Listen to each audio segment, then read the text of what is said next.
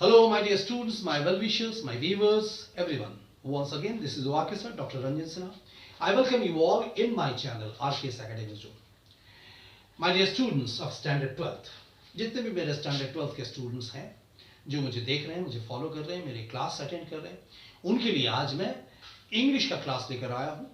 Poetry section से आज उनका सेकंड पोएम जो है song of myself written by Walt Whitman.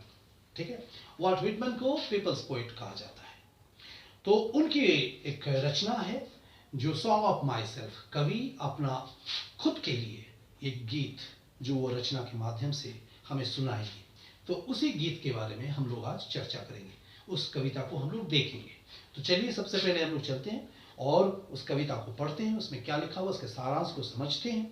फिर एज यूजुअल आप लोग उसको पढ़कर उसके क्वेश्चन आंसर्स बनाएंगे, बाकी काम. तो चलिए सबसे पहले हम लोग उस कविता को पढ़ते हैं. आइए. हाँ, तो मेरे जितने भी स्टैंडर्ड 12 के स्टूडेंट्स हैं, जैसा कि मैं उनको कहा कि आज उनके लिए मैं क्लास 12 के इंग्लिश जो है पढ़ाऊंगा और इंग्लिश में से पोइट्री सेक्शन से सेकंड पोएम जो है वो मैं यहाँ उनके समक्ष पढ़ाऊंगा. उनके लिए लेकर आया हूँ. वो कविता जो है शीर्षक है song of myself written by Walt Whitman. Walt Whitman को एक्चुअली पीपल्स पोइट कहा जाता है, लोगों का जन समुदाय के कवि. और अमेरिका में ऐसा कवि जो है दुर्लभ है. इस तरह का कवि जो है अमेरिका मतलब सचमुच उनका जो प्रोड्यूस किया हुआ इस तरह का कवि अमेरिका अपने आप में इसके लिए गर्व महसूस करता है. तो ऐसे कवि शायद रेयर मतलब पैदा होते हैं. And the poem song of myself has been composed by Walt Whitman. He was the most individualistic literary figure that America has produced, जैसा कि मैंने अभी आपसे कहा. और he tells about himself in this poem. वो अपने लिए ही ये कविता में वो खुद के बारे में ही चर्चा कर रहे हैं, कह रहे हैं. And song of my self का मतलब क्या हो गया? सॉन्ग गाना, गीत, और माई सेल्फ मतलब मेरे लिए, खुद के लिए. तो यहाँ देखिए, गौर करें, लाइन पर देखें. I celebrate my self and Singh my self. मैं उत्सव मनाता हूँ खुद के लिए और गीत भी गाता हूँ खुद के लिए. And what I assume you shall assume. जो जैसा मैं मानता हूँ, जिस सत्य पर विचार करता हूँ, जिसको मैं मानता हूँ उसे तुम भी मानोगे. ये सच है, ये सत्य है. हर लोग अपने लिए जीता है ना. तो कवि कह रहे हैं कि ये मैं भी ऐसा करता हूँ तो तुम भी ऐसा ही करते हो. जिस बात को मैं मान रहा हूँ उस बात को तुम्हें भी मानना है या तुम भी मानते हो. For every atom belonging to me as good belongs to you. जो हर अणु पढ़वाना हम लोग कहते हैं ना, अणु से जो है हम बने हैं. तो वो कह रहे हैं कि for every atom belonging to me, हर एवरी एटॉम जो मुझसे बिलोंग करता है, मुझसे ताल्लुक़ रखता है, as good belongs to you, वैसा ही हर एटॉम, हर अणु तुमसे भी ताल्लुक़ रखता है. उसी से, जिससे मैं बना हूँ उसी से तुम भी बने हो. I loaf and invite my soul. I loaf and invite my soul यानी मैं आराम से, मतलब बहुत ही रेस्ट, जब मैं रेस्ट लेता हूँ, आराम से सोचता हूँ.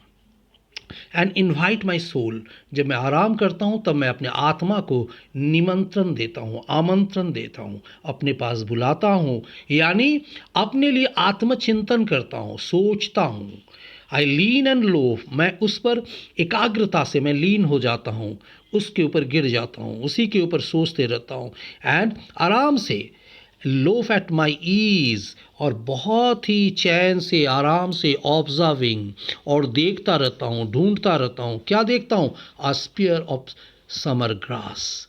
अ स्पेयर ऑफ समर, घास के जो देखते हैं नुकीला चीज़, जब इंसान खाली पैर चलता है तो वो लगता है कि वो चुभ रहा है पैर में. तो जैसा मैं खाली पैर अगर घूमता हूँ, मैं उसका हर दंश को, हर चुभन को मैं महसूस करता हूँ. मैं जब खाली क्षण में इधर उधर आराम से हर चीज़ ऑब्ज़र्व करता हूँ. यानी उस ऑब्ज़र्वेशन में मेरा वो भी एक घास का जो वो तिनका जो है, जिसका ये स्पर्श होता है, मेरे पैरों में लगता है, चुभता है, उसको भी मैं महसूस करता हूँ. My tongue, every atom of my blood formed from this soul this year, from this soil this year. यानी मेरी जिह्वा, मेरी जीव, every atom of my blood, मेरे खून में जो कतरा कतरा जो अणु है, formed from this soil this air, ये इसी मिट्टी से बना है, इसी हवा से बना है। हम लोग बोलते हैं ना जो मिट्टी, वायु, तो यहाँ कभी कभी वही कहना है जल, तो इन्हीं चीज़ों से मेरी आत्मा जो है, मेरा मतलब फॉर्मेशंस, मेरा हर चीज़ का निर्माण इसी से हुआ है, मेरे जिह्वा भी। And every atom of my blood, मेरे खून के कतरा कतरा भी formed from this soil this air, इसी मिट्टी से, इसी हवा से बना है। born here of parents, born here from parents the same and their parents the same, यानी born here of parents, मैं यहीं जन्मा हूँ अपने पिता माता से, मेरे पिता माता भी यहीं जन्मे, उनके पिता माता भी यहीं जन्मे, इसी धरती पर, इसी जगह पर। and the parents and their parents the same.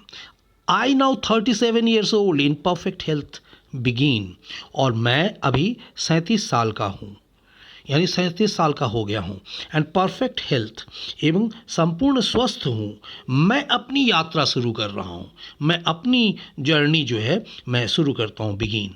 कभी कह रहे हैं कि मैं अभी 37 साल का हूँ, परफेक्ट हेल्थ, मैं संपूर्ण स्वस्थ हूँ, और इसी से मेरा जर्नी यहाँ से शुरू होता है। Hoping to cease not till death, और ये उम्मीद करता हूँ कि मैं रुकूंगा नहीं। सीज होना मतलब किसी को बंद कर देना, कैद नहीं हो जाऊंगा मैं। टिल डेथ, मृत्यु तक मेरी ये जो जर्नी है वो चलता रहेगा, यानी मैं चलता रहूँगा। क्रीड्स एंड स्कूल्स इन एबियंस, और क्रीड्स मेरा धार्मिक विश्वास जो बनेगा, थॉट जो बनेगा, यही system of thought, schools in abeyance, यानी यहीं पर ये सारा मेरा चिंतन की जो प्रक्रियाएं वो यहीं से फॉर्म होगा, यहीं से मैं डे वाइज अपना एक्सपीरियंस लेता रहूँगा और सीखता रहूँगा। मेरा धार्मिक विश्वास भी यहीं से बनेगा, और मेरा जो थॉट सिस्टम ऑफ थॉट्स भी जो है, जो चिंतन की जो प्रक्रियाएं हैं, यहीं से उत्पन्न होगा।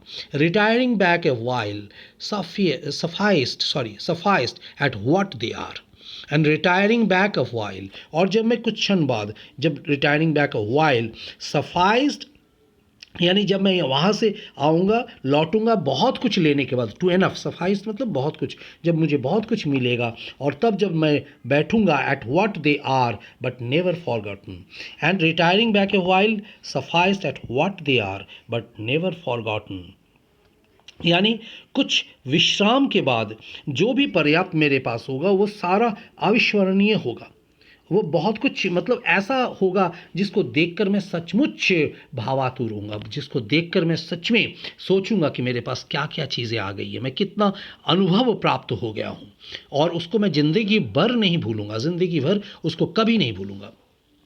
नेवर फॉरगॉटन, मेरे दिमाग से वो कभी जाएंगे भी नहीं। आई हार्बर फॉर गुड और बैड, आई हार्बर, एंड मैं विश्वास करता हूँ अच्छे में या बुरे में। हार्बर मतलब बिलीव करना। आई हार्बर फॉर गुड और bad, I permit to speak at every hazard, और मैं परमिट टू स्पीक, मैं अपने आप को स्वतंत्र मानता हूँ कुछ भी बोलने के लिए। अगर कुछ भी डेंजर होगा, हैजार्ड मतलब कुछ भी गड़बड़ होगा, कुछ क्षति, तो मैं हर जगह गलत होगा, जहाँ भी मैं गलत देखूंगा वहाँ बोलने के लायक मैं रहूँगा। And nature without check, with original energy, और मैं अपने आप को ओरिजिनल एनर्जी मतलब हमेशा मेरा चित्त जो है वो निर्बोध चित्त ऊर्जामय होगा, मैं हमेशा फुल एनर्जी के साथ चलूँगा और प्रकृतिमय होकर चलूँगा, यानी निर्बोध चित्त प्रकृतिमय होकर मैं चलूँगा।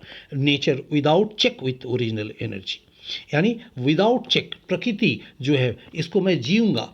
प्रकृति हम लोग बोलते हैं ना, प्रकृति कैसा है, स्वतः स्पॉन्टेनियस, तो उस प्रकृति से मैं सीखूंगा, प्रकृति को मैं देखूंगा, और अपने फुल एनर्जी के साथ जो ओरिजिनल मेरा एनर्जी होगा, जो मेरा खुद का मूल ऊर्जा, उसको लेकर ही मैं पूरे अपने ज़िंदगी में चलता रहूँगा। यही मेरा जीवन का गीत है, यही सॉन्ग ऑफ माई सेल्फ, जैसे हम बोलते हैं कि यही मेरा सॉन्ग है, यही मेरा गीत है अपने लिए।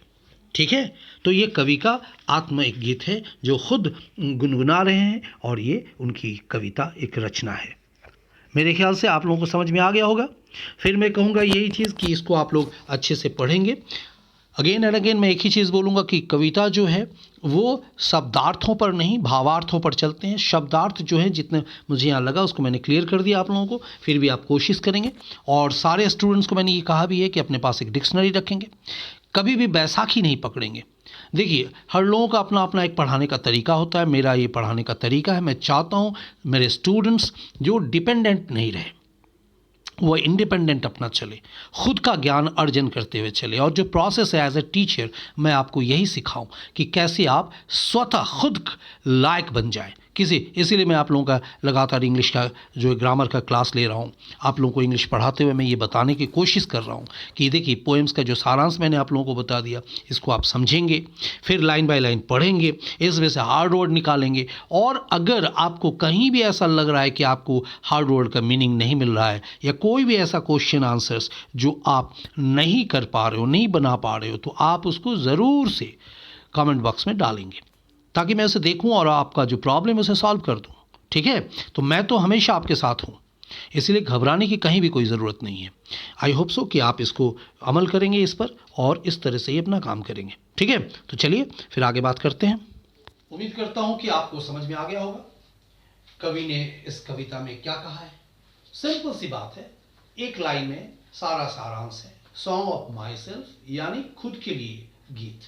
मैं अपने जीवन के बारे में क्या सोचता हूँ, जीवन की हर उपलब्धियाँ, हर खुशियाँ मैं अपने लिए कैसे मनाता हूँ, कैसे अपने जीवन से अनुभव प्राप्त करता हूँ।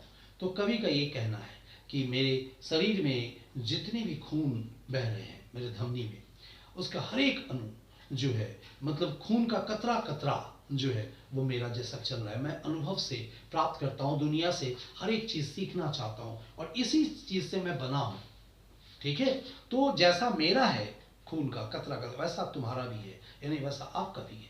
तो हम सब जो है अपने लिए जीते हैं अपना जीवन को, और अगर ऐसा ही लोग सोचे, अपने जीवन से ही अपना अनुभव प्राप्त करें और सच्चाई के साथ जीवन को जिए, तो जीवन से हर इंसान को कुछ न कुछ उपलब्धियां प्राप्त होंगी। ठीक है? तो आज इस कविता से हम लोग इसको देखें, समझें, और मैं उम्मीद करूंगा कि जो जैसा कि मैंने उस समय भी कहा आपसे कि ये जो आप लोगों ने पढ़ा, इसका सारांश को समझा, तो इससे संबंधित जो भी आपका क्वेश्चन आंसर्स बनेगा, जितना भी आप बना सकते हैं, हार्ड वर्ड को चुनेंगे, उसका वर्ड मीनिंग देखेंगे। पहले से जितने भी ऑब्जेक्टिव क्वेश्चंस आपके लिए आते हैं ना, तो सबसे पहले ये जैसे कविता, उसका शीर्षक, उसका पैरा को, उसके राइटर्स, अगर स्टोरी पढ़ रहे हैं तो ऑथर, लेखक कौन से, तो ये सब ध्यान में रखेंगे शुरू से ही। तो ये मैं पहले से भी गाइड करता चल रहा हूँ आप लोगों को, और डिटेलिंग बारी बारी से उसको पढ़ते रहेंगे, क्वेश्चन आंसर बनाने की कोशिश करेंगे। जितना आपसे बन जाएगा, ऐसे तो मैं हूँ ही, आप लोगों का जो भी समरी या क्वेश्चन आंसर्स रिलेटेड जो भी चीज़ स्टफ होगा, वो तो मैं आपके ग्रुप में भेज ही दूंगा, वो रहेगा ही, मिल जाएगा। लेकिन फिर भी अपार्ट फ्रॉम ऑल दिस, आप खुद से भी कुछ बनाने की कोशिश करो और मुझे दिखाओ, मुझसे पूछो, तो ताकि मैं आपके साथ आमने सामने आ जाऊँ।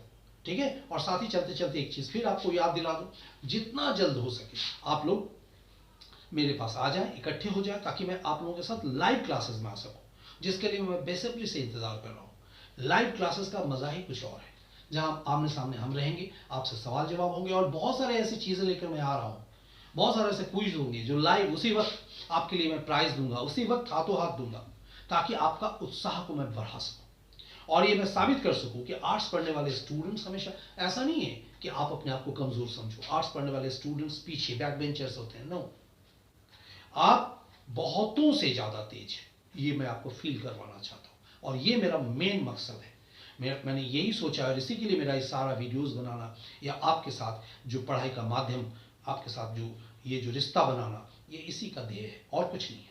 इसके पीछे मेरा ध्येय सिर्फ ये लक्ष्य भी जो आपका है वो मेरा है, कि हिट द टारगेट, आप लोगों को 75% से ऊपर 75% एंड अबव ले आना है। ठीक है? तो ठीक है, चलते हैं, आज के लिए इतना ही, फिर मिलेंगे दूसरे क्लास में। तब तक के लिए बस टेक केयर, बी पॉजिटिव, और हेल्थ का केयर करिए हमेशा। ठीक है? Thank you.